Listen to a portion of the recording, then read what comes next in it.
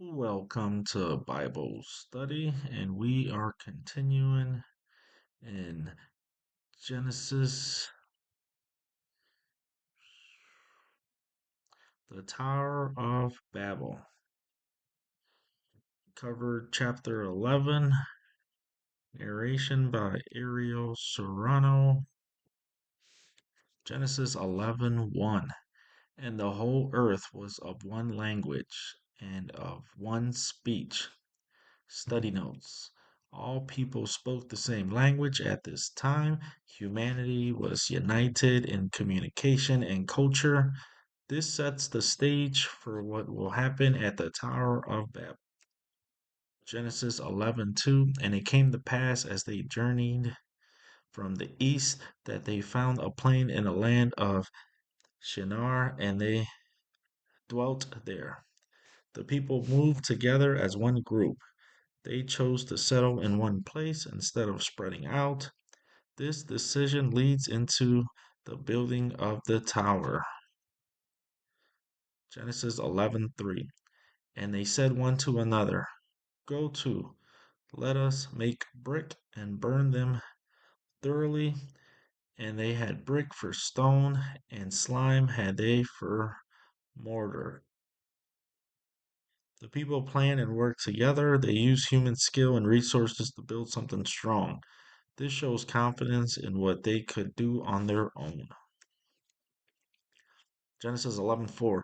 And they said, Go to, let us build us a city and a tower whose top may reach unto heaven, and let us make us a name, lest we be scattered abroad upon the face of the whole earth. The people wanted to make a name for themselves.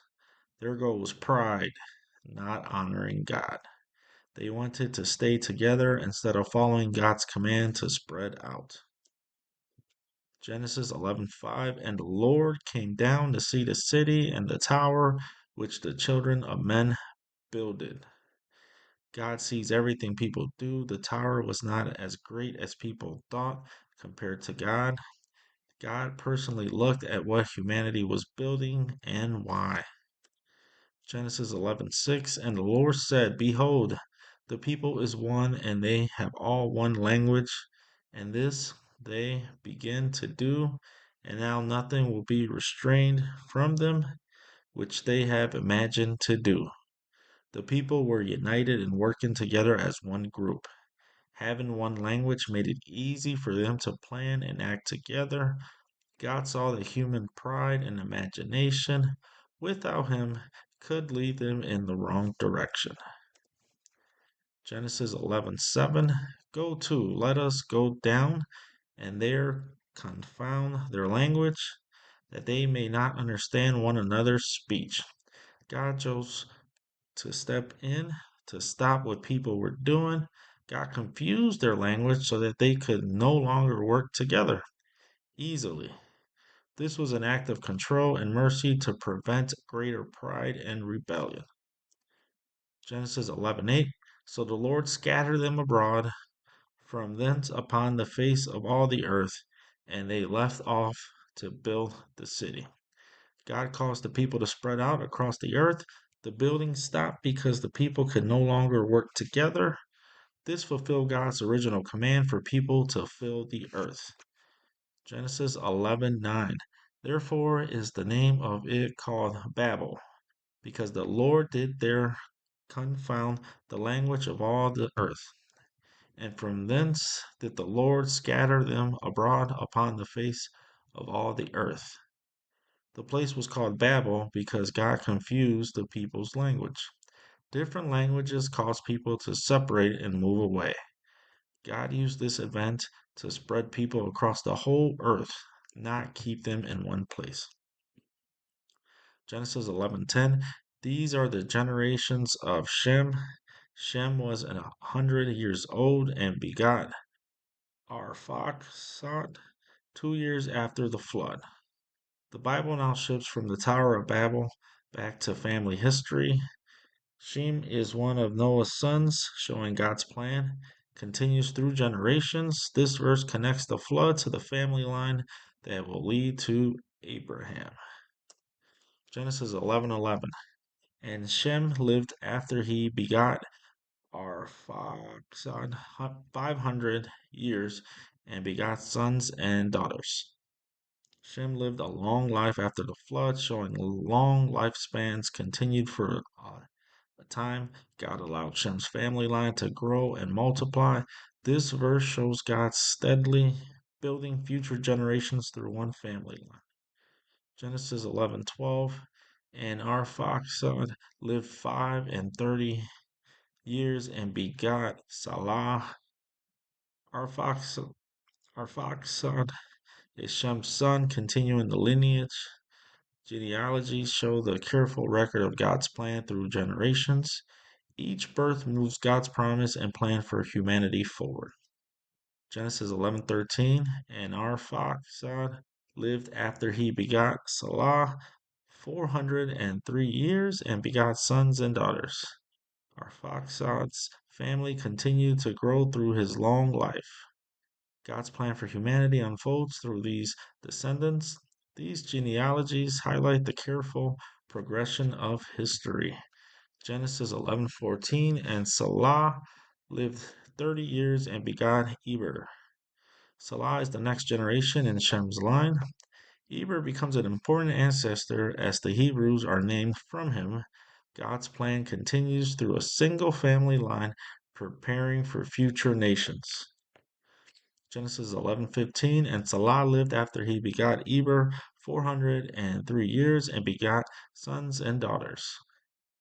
Salah's family grew over his long life, continuing God's plan. The genealogies track the development of nations through generations. God works through families to fulfill his purpose in history. Genesis 11:16. And Eber lived 30 and 400, I'm sorry, and Eber lived 30 and 4 years and begot Peleg. Eber is the next generation in the line of Shem. Peleg is notable because in his days the earth was divided. God's plan continues through a single family line, shaping future nations. Genesis 11:17. And Eber lived after he begot Peleg 430 years and begot sons and daughters. Eber's family continued to grow through his long life. God's plan for humanity unfolds steadily through generations. Genealogies show the careful recording of the line that will lead to Abraham. Genesis 11:18. And Peleg lived 30 years and begot Reu. Peleg is the next generation in Shem's line. This continues the genealogical record from Noah to Abraham. God's plan unfolds through each generation to fulfill his promises. Genesis 11:19. And Peleg lived after he begot Reu 209 years and begot sons and daughters. Peleg's family line continues to grow over his long life. The genealogies track the progression of humanity after the flood. God's plan for nations and his promises moves forward through these generations. Genesis 11:20. And Reu lived 32 years and begot Serug. Serug. Reu is the next generation in Shem's line. God's plan continues through this single family line. These genealogies show the careful unfolding of God's purpose across generations. Genesis 11:21. And Reu lived after he begot Serug 207 years and begot sons and daughters. Reu's family line continued to grow over his long life. Genealogies track the steady unfolding of God's plan for humanity. Each generation plays a part in the lineage that leads to Abraham. Genesis 11:22. And Serug lived 30 years and begot Nahor. Serug is the next generation in Shem's line. God's plan continues through this family, leading toward Abraham. Genealogy shows the careful record of families that fulfill God's purpose. And Serug lived after he begot Nahor. 200 years and begot sons and daughters. Serug's family continued to grow over his long life. God's plan for humanity unfolds steadily through generations. These genealogies prepare the way for Abraham and God's covenant people. Genesis 11:24, and Nahor lived 9 and 20 years and begot Terah. Nahor is the next generation in Shem's line. Terah will become the father of Abraham, a key figure in God's plan. Genealogies show the careful passing of God's promises through families. Genesis 11:25. And Nahor lived after he begot Terah 119 years and begot sons and daughters. Nahor's family line continued to grow through his long life. God's plan for humanity unfolds steadily through generations. This genealogy sets the stage for Abraham, through whom God will bless all nations.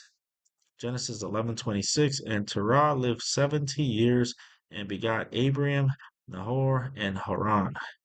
Terah is the father of Abram, later Abraham, Nahor, and Haran. Abraham will become the key figure in God's covenant promise. This marks the transition from genealogies to God's direct plan for Abraham's family. Genesis 11:27. Now these are the generations of Terah. Terah begot Abraham, Nahor, and Haran begot Lot. Introduces the family of Terah and highlights Haran's son, Lot. Lot will play an important role in later events with Abraham. This shows God's plan unfolding through specific families and relationships.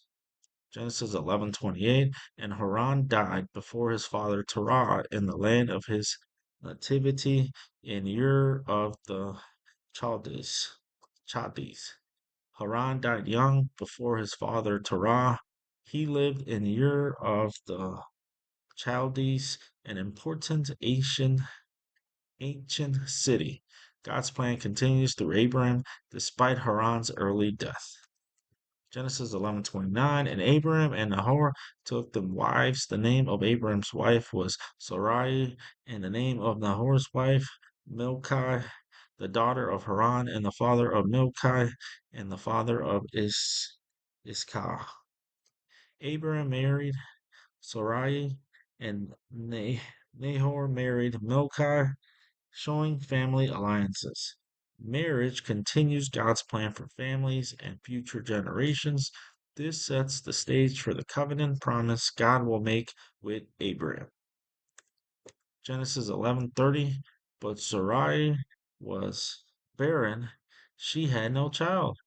Sarai could not have children at this time. This highlights God's coming intervention and promise to Abraham. God often works through challenges to demonstrate his power and plan. Genesis 11:31.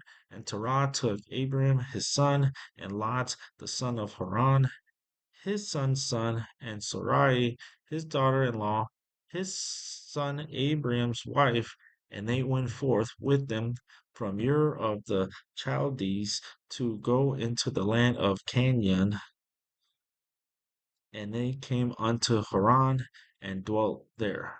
Terah led his family from Ur toward Canaan, showing obedience to move. Abraham and Sarai and Lot traveled together, continuing God's unfolding plan. They settled in Haran temporarily, showing that God's timing sometimes requires pauses. Genesis 11:32. And the days of Terah were 205 years, and Terah died in Haran. Terah lived a long life of 205 years. His death in Haran marks the end of one generation. God's plan now moves forward through Abraham after Terah's passing. And that concludes Genesis chapter 11.